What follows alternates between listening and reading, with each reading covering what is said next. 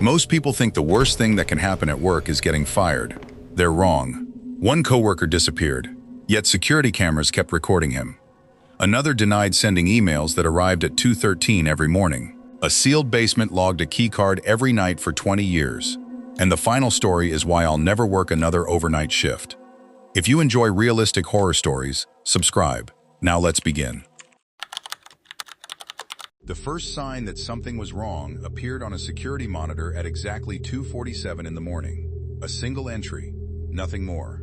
No alarms, no emergency notifications, no suspicious activity reports, just a routine access log. The kind of thing security officers see hundreds of times every night. Most people would have ignored it. In fact, hundreds of employees had probably ignored similar entries for years. But one overnight security officer happened to notice a detail that didn't make sense. The access request originated from sub-level 3, the basement. At first glance, that might not sound unusual. Large office buildings often have underground levels, storage areas, utility corridors, maintenance facilities. But this particular basement wasn't operational. It hadn't been operational for nearly 2 decades. The area had been sealed, abandoned, removed from daily use. Employees weren't permitted access. Visitors weren't permitted access. Even maintenance crews rarely entered. Yet according to the system, someone had just used a keycard down there. At 2:47 a.m., the same thing happened the following night. 2:47 a.m., same access point, same basement level. The night after that, another entry. Again, 2:47. By the end of the week, the pattern was impossible to ignore. Every single night, exactly the same time, exactly the same location. Whoever or whatever was generating those entries followed a schedule more precise than any employee in the building. The security officer eventually filed a report. Nothing urgent, just unusual. The assumption was simple. Some outdated equipment was probably malfunctioning. The building was old, systems failed, computers made mistakes. That explanation seemed reasonable for about 3 days. Then maintenance became involved. And that's when the situation took a turn nobody expected. Maintenance personnel reviewed building records, blueprints, access permissions, operational schedules. The findings were straightforward. Nobody should have been entering sub-level 3. Not occasionally, not accidentally, not ever. The area wasn't merely restricted, it was abandoned. Most electrical systems had been disconnected years earlier. Sections of the level were considered structurally unsafe. Several corridors had been sealed permanently. According to maintenance records, no employee had legitimate authorization to access that area. The conclusion should have been simple. The access logs were faulty, case closed, except they weren't, because the entries kept appearing. Every night, 2:47 a.m., without fail. Then another problem emerged. The cameras. Security footage was reviewed. If someone was accessing the basement, cameras would confirm it, or so investigators believed. Instead, they discovered something far more unsettling. Each night, at precisely the moment the access event occurred, the camera feed failed. Not the entire system, just cameras covering that specific area. For approximately 12 seconds. Static, nothing else. 12 seconds. Then normal operation resumed. Every single night. Same time, same duration. The recordings looked identical. Technicians checked wiring. No faults. They checked software. No faults. They replaced equipment. Still happened. The static remained, like a missing piece cut from reality itself. At this stage, rumors began spreading throughout the building. Security officers talked. Maintenance crews talked. Night janitors talked. Employees arriving for early shifts began hearing fragments of the story. Most laughed it off. Others became curious. A few became genuinely uncomfortable. And behind the scenes, something dark was lurking. Because investigators were about to uncover the identity connected to the access logs. An identity that should have made the entries impossible. A senior security analyst reviewed archived records. Every keycard possesses a unique identifier. If a card generated the entry, the owner could be identified. The process was routine. A few minutes of database work, nothing more. Then the analyst found the name and immediately contacted management. The keycard belonged to a former employee, a man named Robert Hayes. At first, this seemed promising. Perhaps Robert still possessed an old card. Perhaps someone had stolen it. Perhaps there was a simple explanation. Then Human Resources reviewed his file. Robert Hayes was dead. He had been dead for nearly 10 years. The room reportedly went silent, because now investigators faced a completely different problem. How could a deceased employee's keycard be generating entries inside a sealed basement? The question triggered a deeper investigation. Old files were recovered. Archived reports were examined. Historical records were reviewed. And buried inside decades of documentation, investigators discovered an event many employees had forgotten. An accident. Years earlier. Before the basement was sealed, construction crews had been performing renovation work. Something went wrong. Accounts differed regarding the exact cause. Some mentioned electrical failures. Others referenced structural damage. Several workers were injured. One worker suffered severe trauma. According to records, he never fully recovered. The incident became a footnote in company history. The basement eventually closed. Employees moved on. Buildings have long memories. People don't. The narrator became increasingly interested in the case. At first, it was professional curiosity. Nothing more. But the deeper he looked, the stranger everything became. He began spending spare hours reviewing historical floor plans, old maintenance diagrams, engineering reports, access routes. The goal was simple. Find a practical explanation. Find a hidden entrance. Find evidence of human activity. Find something rational. Eventually, he found something. A service elevator, hidden inside outdated building schematics. The elevator wasn't marked on modern maps. Most employees didn't know it existed. Many security personnel didn't know it existed. The elevator connected several forgotten maintenance levels beneath the building, including sub-level 3. The narrator couldn't believe it. For the first time, there appeared to be a real lead, a real answer. One night, he followed the access timeline. At approximately 2:40 a.m., he positioned himself near the concealed elevator. The corridor was silent. Dust covered portions of the floor. The fluorescent lighting buzzed overhead. Minutes passed. Nothing happened. Then 2:47 arrived, and every light inside the hallway flickered. Once, twice, 3 times. The narrator's heart pounded. The elevator indicator illuminated briefly, then went dark. No movement, no sounds, no opening doors, nothing. Yet moments later, another access log appeared. The basement had been entered. Again. The narrator was standing only a few feet away, and he hadn't seen anyone. That discovery changed everything. Management finally intervened. The investigation had consumed enough time, enough resources, enough attention. Executives ordered the basement systems disabled completely. Badge readers were disconnected. Power was cut. Remaining access points were sealed. Security software was modified. Whatever was generating the entries would stop. And for the first time in months, it appeared they were right. The logs vanished. 1 day passed, then 2, then 5, then 7. No entries, no alerts, no anomalies. Employees relaxed. Management considered the matter resolved. The narrator even remembers feeling disappointed. After months of questions, the answer seemed mundane. Faulty infrastructure, old systems, coincidences, nothing more. The mystery appeared over. He was wrong. Exactly 1 week later, another access event appeared. 2:47 a.m. Sub-level 3. The narrator immediately checked the system, then checked again. His stomach tightened, because the entry should have been impossible. The badge readers were disabled. The basement systems had no power. The access points weren't functioning, yet somehow, the system recorded another successful entry, then another, then another. Night after night, the logs returned, as though nothing had changed. At that point, executives authorized a complete historical review. Everything, every surveillance archive, every recording, every backup, every piece of preserved footage connected to the basement. The process took weeks, thousands of hours of video, years of recordings, decades of storage.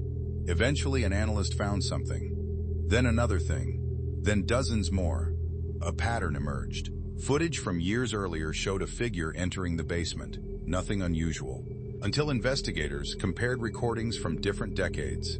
The same figure appeared repeatedly. Same height, same posture, same clothing, same route. The figure entered at night, walked toward the basement, disappeared from view, again, and again, and again, across years, across management changes, across renovations, across entire generations of employees. The figure never appeared older, never appeared different, never changed. Some recordings were separated by nearly 20 years, yet the person looked identical, frame for frame. The discovery terrified everyone involved, not because it suggested something supernatural, because it removed every explanation investigators still had. The footage should not have existed. The pattern should not have existed. Nothing about it made sense. Then came the final recording, the one nobody could explain, the one that ultimately ended the investigation. The latest footage had been captured only days earlier. Investigators gathered inside a conference room. Security personnel, executives, analysts, everyone watched together. The familiar figure appeared. Same clothing, same route, same destination. Then the figure stopped, and someone stepped into frame beside them. The room became silent, because everyone recognized the second person immediately. It was the narrator, standing shoulder to shoulder with the figure, walking beside them, matching their pace, following them toward the basement. The footage was clear. There was no distortion, no visual corruption, no uncertainty. It was him. The problem was that he wasn't there. At the recorded time, he had been sitting inside the security office 3 floors above, surrounded by coworkers. Multiple cameras confirmed it. Multiple witnesses confirmed it. There were records, logs, footage, evidence. Yet somehow another version of him appeared in the basement recording, walking beside the unidentified figure, as though he had always been there. The investigation officially ended soon afterward. No explanation was provided. No public report was released. Sublevel 3 remains sealed. Access is prohibited. Most current employees don't even know the level exists, but former security personnel still talk about it, quietly, usually late at night, usually after enough time has passed, and they all remember the same thing. 2:47 a.m. Every night, every single night. The access logs never cared whether the systems were active, never cared whether the doors functioned, never cared whether anyone was watching, because whatever was entering that basement never needed permission. Officially, Daniel was a new hire, a replacement brought in after several employees left during a difficult quarter. The company was a customer service center located on the 4th floor of a modern office complex. Nothing remarkable. Rows of desks, headsets, call queues, performance metrics, the kind of workplace people entered every morning and forgot about every evening. Thousands of customer calls moved through the building each day. Employees came and went constantly. Turnover was normal. New hires appeared every few weeks. Most were forgotten within months. Daniel was different. People remembered the exact day he arrived. Not because he made a scene, not because he was loud, not because he demanded attention. Quite the opposite. He was calm, professional, friendly. The sort of employee managers immediately appreciated. He arrived early, learned quickly, never missed deadlines, never complained. If somebody described him after only a few days, they would probably say he was one of the most ordinary employees in the building. And yet, within hours of meeting him, people started feeling uncomfortable. Nobody could explain why. The first incident seemed insignificant. During lunch, a supervisor mentioned her daughter. Before she could explain further, Daniel smiled. "How's the volleyball tournament going?" The supervisor froze. The narrator remembers seeing her expression change immediately. Not dramatically, just enough. Enough for people nearby to notice. She asked how he knew about that. Daniel looked confused, as though the answer should have been obvious. "You mentioned it." She hadn't. At least not to him. The tournament had only been discussed among a few coworkers days earlier. Daniel hadn't been present. The conversation ended awkwardly. Everyone moved on, or at least they tried to. Then another incident occurred. A week later, 2 employees were discussing apartment hunting. The conversation happened privately, inside a conference room. The door remained closed. Only 3 people were present. The following morning, Daniel casually asked one of them whether they had chosen the apartment near the river. Silence. The employee stared at him. The narrator was standing nearby. He remembers the exact expression. Confusion first, then concern. Because the apartment near the river had never been discussed publicly, Daniel couldn't have known. At least no obvious explanation existed. More incidents followed, one after another. Small things, personal things. The kinds of details people don't share openly. A coworker's recent breakup, another employee's financial problems, a manager's plans to accept a position elsewhere. Each time Daniel mentioned something he shouldn't know. Each time he behaved as though nothing unusual had happened. And each time the office atmosphere became a little more tense. People started watching him, listening carefully whenever he spoke, searching for explanations, searching for mistakes, searching for evidence that he was simply very observant. Then the predictions began, and that's when concern turned into fear. The first prediction involved a relationship. One afternoon, Daniel mentioned that a coworker named Melissa seemed distracted. Someone joked that maybe she was going through a breakup. Daniel nodded, then said something nobody expected. She will be. The room became quiet. People laughed nervously. Daniel simply returned to work. 3 days later, Melissa announced the end of a long-term relationship. Coincidence? At least that's what everyone assumed. Then Daniel predicted a resignation. Not directly, just a passing comment. A sentence spoken while employees were discussing weekend plans. Mark won't be here next month. Mark laughed. Everyone laughed. 2 weeks later, he accepted a job elsewhere. Again, coincidence. Reasonable people told themselves exactly that. But behind the scenes, something dark was lurking. Because the predictions kept coming, and they kept becoming reality. A promotion, correct. A transfer, correct. A medical leave, correct. The narrator remembers reaching a point where employees stopped asking whether Daniel was guessing. Instead, they began wondering what he might say next.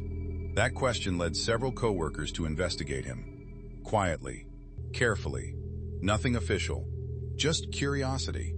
The first search involved professional networking websites. No results. Then, employment records. No results. References listed on his application could not be verified. Phone numbers led nowhere.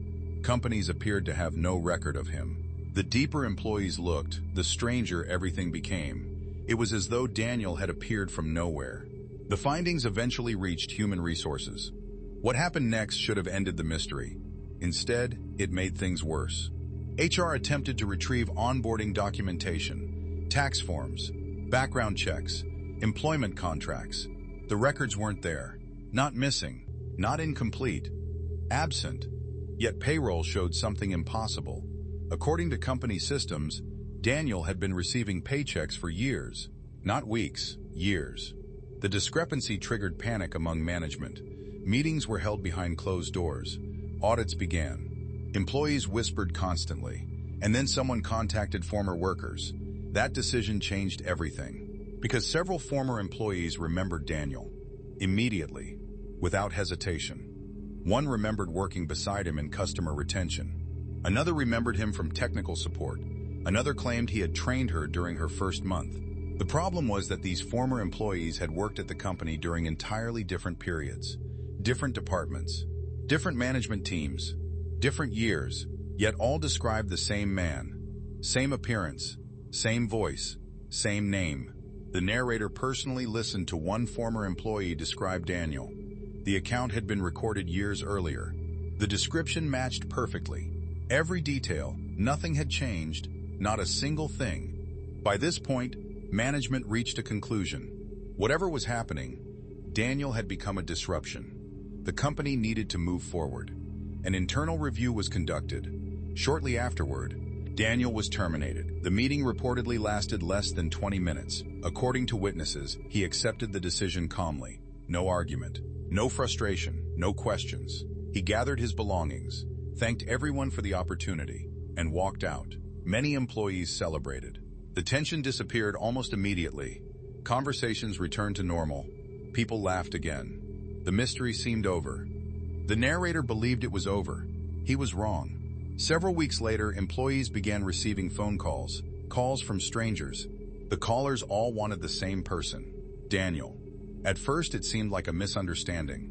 Then the pattern grew stranger. The calls arrived on personal numbers. Numbers not listed publicly. Numbers coworkers rarely shared. When asked how they obtained those numbers, callers gave similar answers. Daniel had provided them.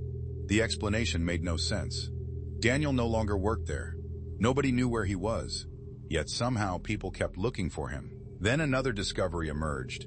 Old company photographs. Boxes of archived materials were reviewed during a records audit. Team celebrations, holiday parties, retirement events, employee orientation sessions. Thousands of photographs spanning decades. And in photo after photo, there he was. Daniel, standing in the background, standing beside employees, standing near managers, standing near people who would later leave the company under unusual circumstances. At first, employees assumed they were seeing different individuals.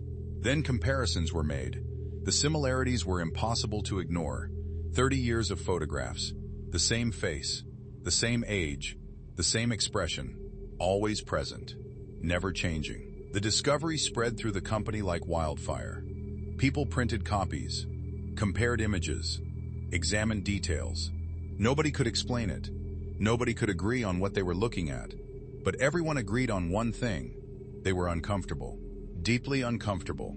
The narrator thought the photographs would be the final chapter, the last strange detail, the final unanswered question. Then the email arrived. It appeared in his inbox late one evening. Sender, Human Resources. Subject, Welcome Team Update. Nothing unusual. He almost ignored it. Then he noticed the attachment. A group photograph. According to the email, it had been taken that morning. The narrator opened it. At first, everything looked normal. Co-workers smiling, managers standing in front, new employees near the center. Then his attention shifted toward the back row, and his blood ran cold. Standing directly behind him was Daniel, looking straight into the camera. The narrator stared at the image for several seconds, then checked the date, then checked it again, because something else was wrong. Something even worse. The timestamp. The email had been sent tomorrow. Not today, tomorrow, 24 hours in the future. The narrator never found an explanation. The photograph remained, the timestamp remained, and Daniel remained exactly where he had always been, just behind everyone else, waiting, watching, as though he already knew who would notice him next. Some coworkers leave memories behind, some leave questions, and some leave the unsettling feeling that they were never really new employees at all. They were already there, long before anyone learned their names. The office occupied the 7th floor of a glass building located in a busy business district. During the day, thousands of people moved through the surrounding streets. Cars filled the parking garage. Elevators opened and closed constantly. Employees arrived in waves each morning and disappeared again every evening. Everything followed a routine. Everything felt normal. And for nearly 6 months after starting the job, the narrator never gave Eric a second thought. He was simply there, every morning, every afternoon, every evening, always sitting at the same desk near the back corner of the office, always focused on work, always present. At first, that seemed like a sign of dedication. Some employees arrived early, others stayed late. There was nothing strange about that. But then small observations began to add up. The kind of details people usually ignore. He worked an unusually early shift one Monday. He arrived just after 5:30 in the morning. The office was almost empty. The sky outside was still dark. Only a handful of lights were switched on. As he walked between rows of cubicles, he noticed someone already seated at a desk. Eric, typing, working. He remembers joking about it later. "Do you ever sleep?" Eric laughed, a quick laugh, then returned to his computer. Nothing unusual, at least not yet. 3 days later, a major deadline forced several employees to stay late. Most people didn't leave until after 10 p.m. As workers packed their bags and headed for the elevators, the narrator glanced toward the back of the office. Eric was still there, working, again. He smiled. Some people were just workaholics, or so he thought. Then came Saturday, a weekend overtime shift. Only 6 employees showed up, and sitting at the exact same desk was Eric. Already working, He remembers feeling confused for the first time. Not frightened, not concerned, just confused. Because Eric seemed to be present no matter when anyone arrived. Morning, evening, weekend, holiday. He was there. Weeks passed. The observations continued, and eventually, people started talking. Not seriously, more as a running joke. Someone claimed Eric must have a secret apartment inside the building. Someone else joked he probably charged rent to use his desk. Everyone laughed, then moved on.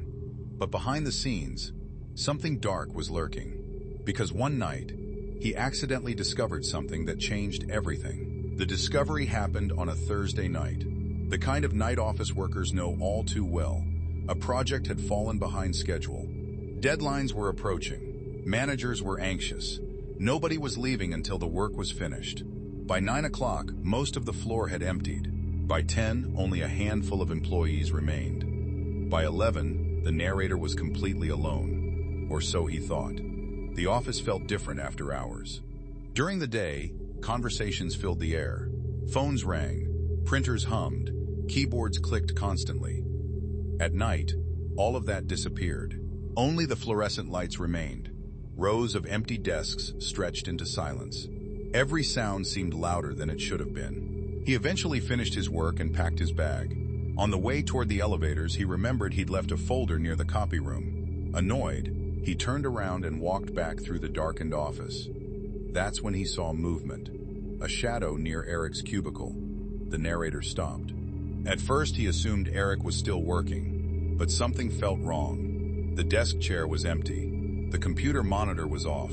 Yet movement continued beneath the desk itself. Slow movement, careful movement. The narrator stepped closer and froze.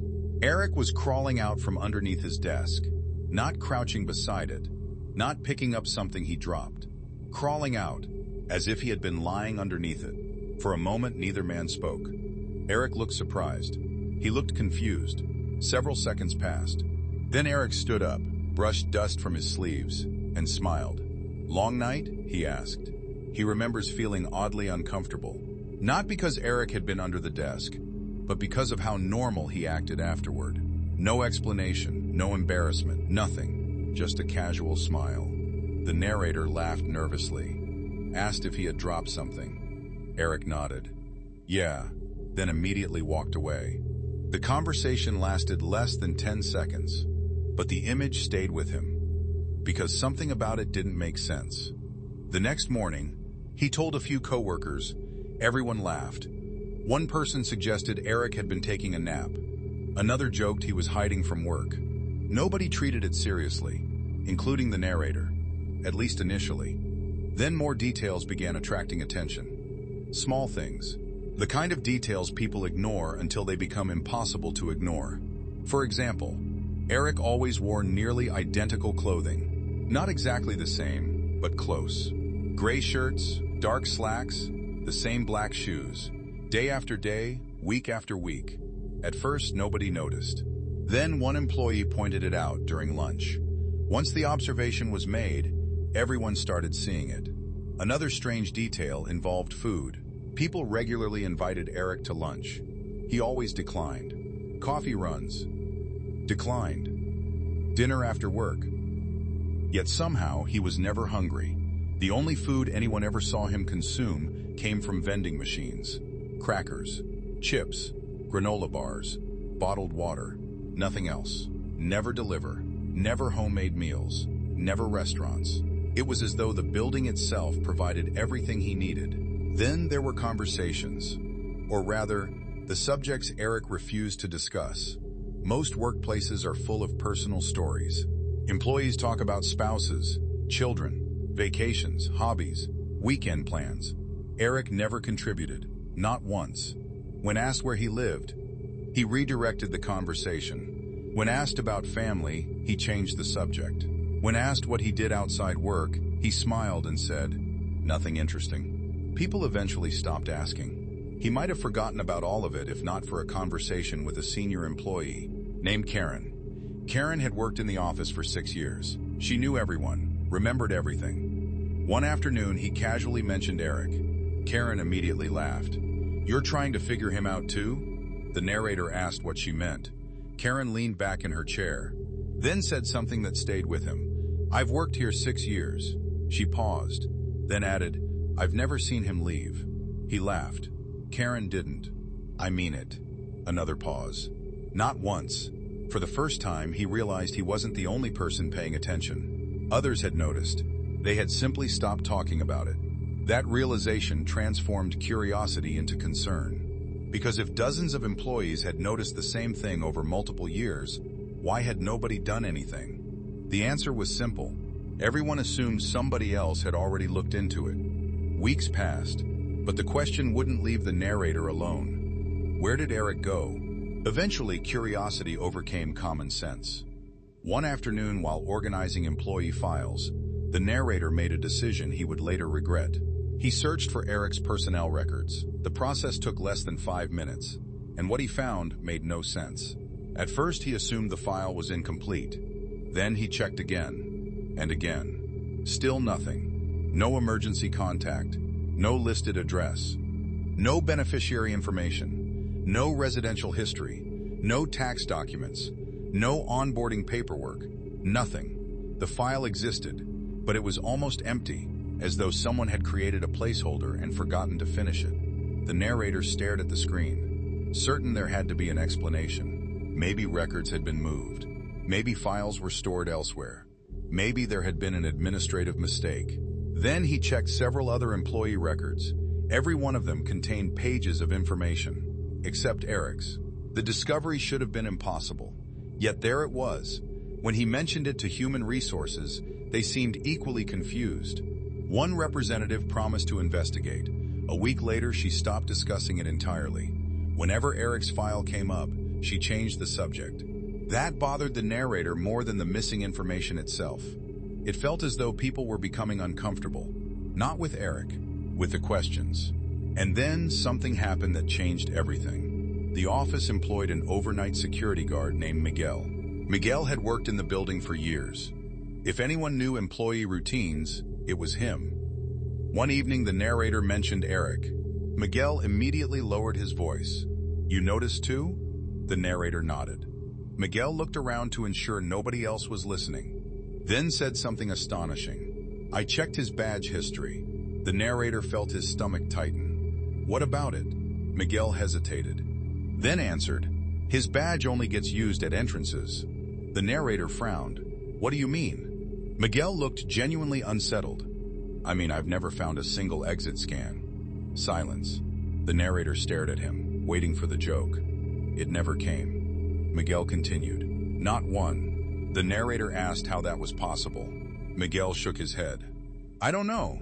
Then came the sentence that transformed a workplace mystery into something far more disturbing. "According to the system," Miguel said quietly, "Eric has been entering this building for years." A pause. But technically, another pause. "He never leaves." The narrator didn't sleep much that night. Every explanation he considered eventually collapsed. Maybe Eric followed someone through exits. Maybe scanners malfunctioned. Maybe records were incomplete. But years? Thousands of entries? Not a single recorded exit? It didn't make sense. And eventually, management became aware of the rumors. Meetings were held. Questions were asked. For the first time, executives began paying attention. He remembers seeing Eric called into a conference room one Monday morning. Several managers entered with him. The meeting lasted almost 2 hours. Nobody knows exactly what was discussed, because Eric never returned. His desk sat empty the next day, and the day after that. By Friday, management announced he was no longer employed by the company. No explanation was provided, just a brief email. Then life moved on, or at least everyone tried to move on. The mystery appeared solved. Eric had been confronted. Eric had left.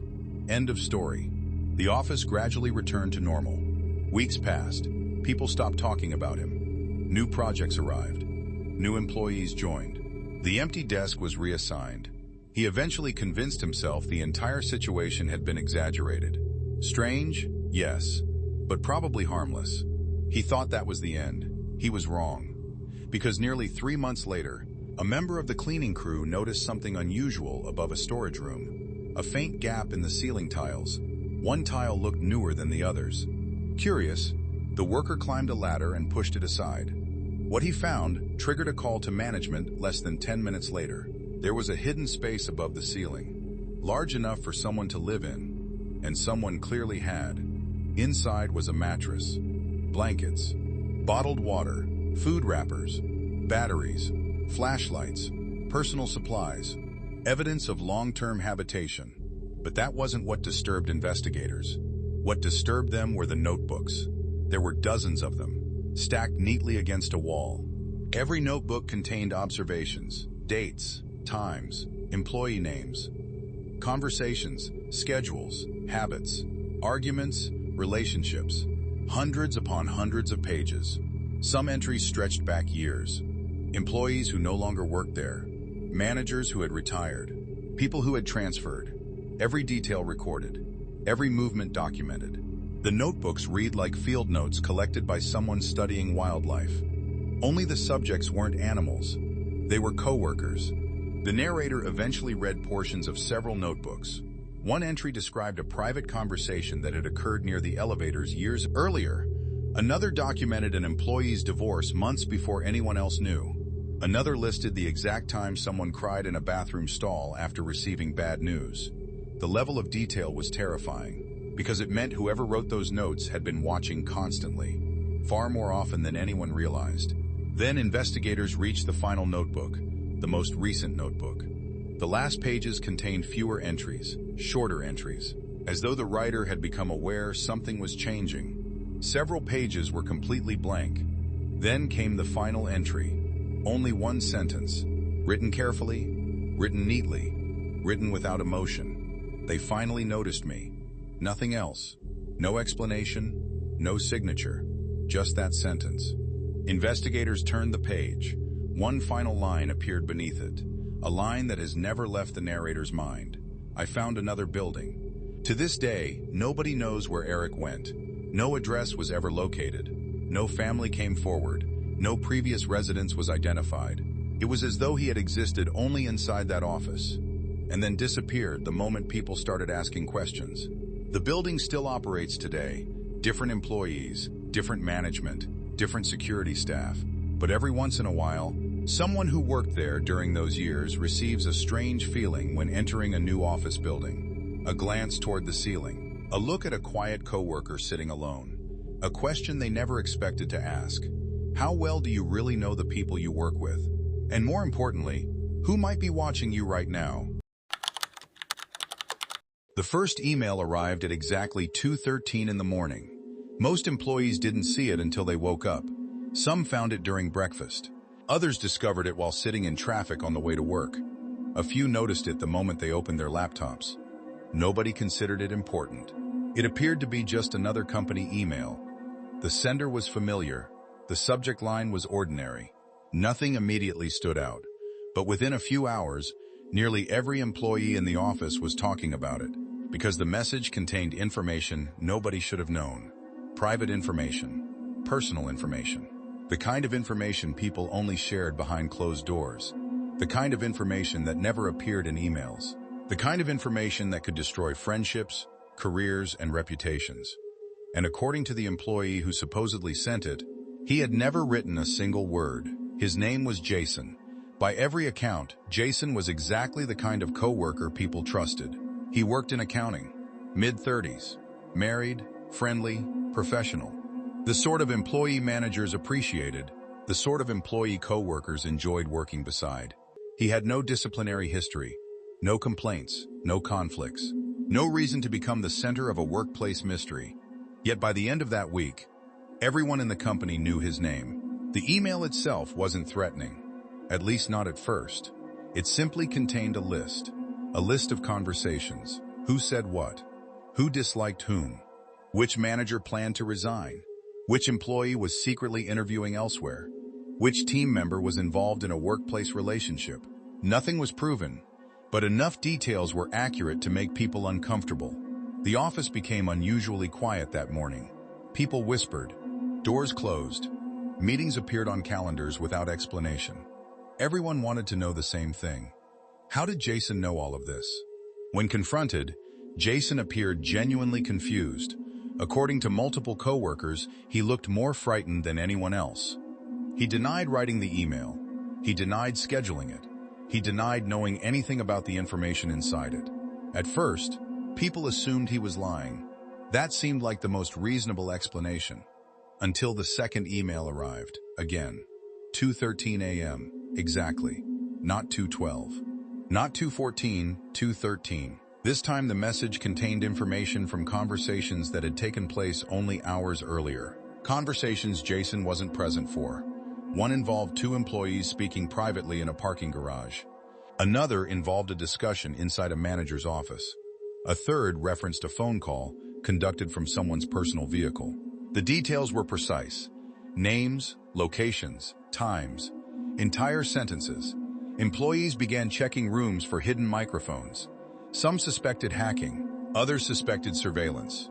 Nobody suspected what investigators would eventually discover, because the truth was much stranger. Over the following weeks, the messages continued. Every few nights, always 2:13 a.m., always from Jason's account, always containing information nobody should possess. Then the tone changed. The messages became darker. Instead of reporting events, they started predicting them. The first prediction seemed harmless.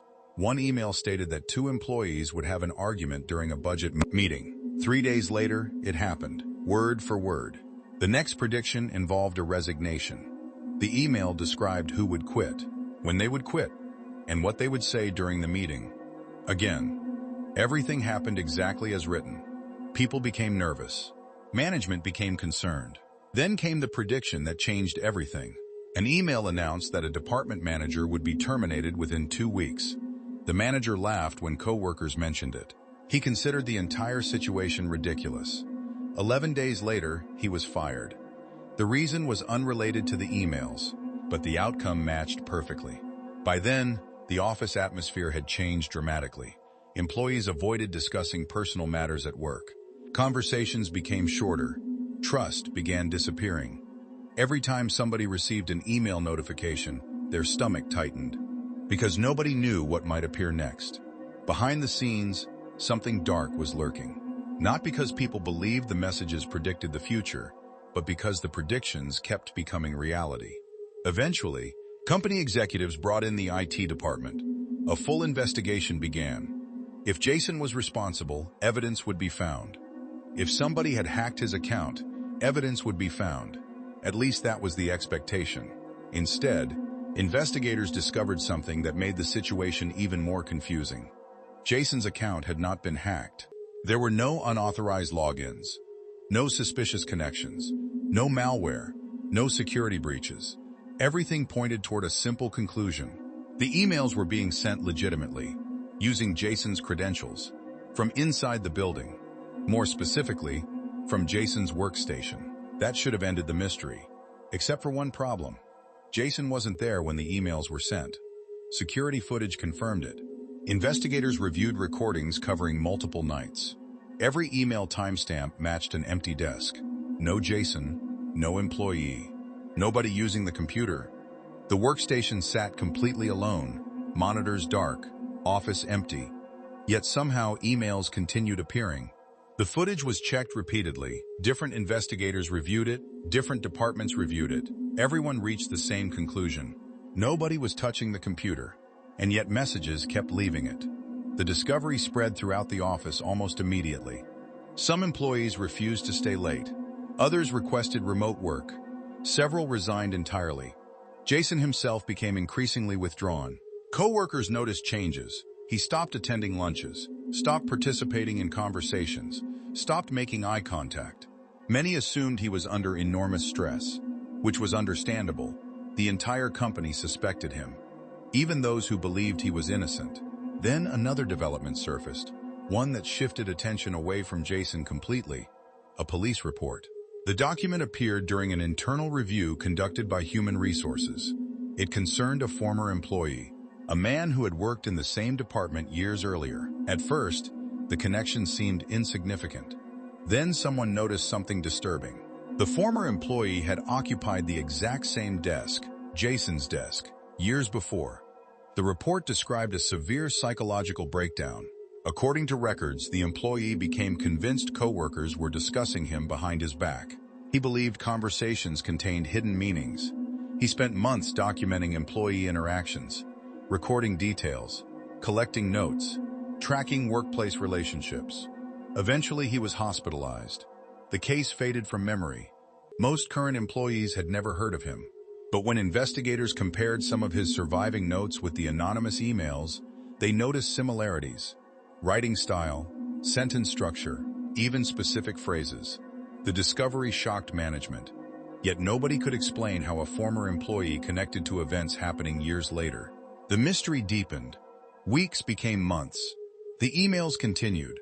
Then suddenly, they stopped. No warning, no explanation, nothing. One day they simply ended. IT replaced equipment throughout the department. New computers, new servers, new security systems. Management announced the issue had been resolved. Employees celebrated. For the first time in months, normality returned. People relaxed. Conversations resumed. Trust slowly recovered. Jason appeared relieved. Everyone believed the nightmare was over. 3 months passed. Then another email arrived. 2:13 a.m. The entire office froze. But this time it wasn't from Jason. It came from someone else. A completely different employee. The next message came from another account. Then another. Then another. The pattern spread. Multiple employee accounts became involved. The same writing style. The same strange predictions. The same impossible details. The problem had evolved, and now nobody knew where to look. Investigators launched another review. This time they focused on historical server data, archived records, backup systems, forgotten storage. The goal was simple. Find the origin. Find the first message. Find whoever started it. What they discovered was far more disturbing than anyone expected. Hidden within years of archived data were hundreds of unsent drafts. Not dozens, hundreds. Many had never been opened. Many had never been viewed. Some were years old. Others dated back more than a decade. Every draft described workplace events, arguments, promotions, firings, resignations, accidents, personal conflicts. The further investigators read, the more uncomfortable they became, because a shocking number of incidents had actually occurred. Events described years earlier later became reality. Not vaguely, not approximately, specifically. One draft accurately described a manager's resignation 5 years before it happened. Another described a department merger years before executives approved it. A third referenced employees who had not even been hired when the draft was created. The findings were difficult to explain, difficult to accept, and impossible to forget. But the final discovery was the worst of all. The narrator learned about it firsthand. During the investigation, employees were allowed to review certain archived records connected to their departments. The narrator opened one draft. At first, it appeared ordinary. Then he noticed the date, 6 months earlier. His stomach tightened, because the draft described a future event, an event that had not occurred when the draft was written. The event was happening now. The narrator continued reading. Each sentence felt heavier than the last. The draft described a person sitting alone, reading archived messages. Late in the evening, inside the office, the details matched perfectly. Then came the final paragraph. The narrator remembers every word, not because he wanted to, because he couldn't forget them. The draft described him reaching the final page. It described him realizing what he was reading. It described the exact feeling growing in his chest. And then it described him reading the next sentence. The same sentence you're hearing now, word for word, exactly as written months earlier. The investigation officially ended shortly afterward. No culprit was identified.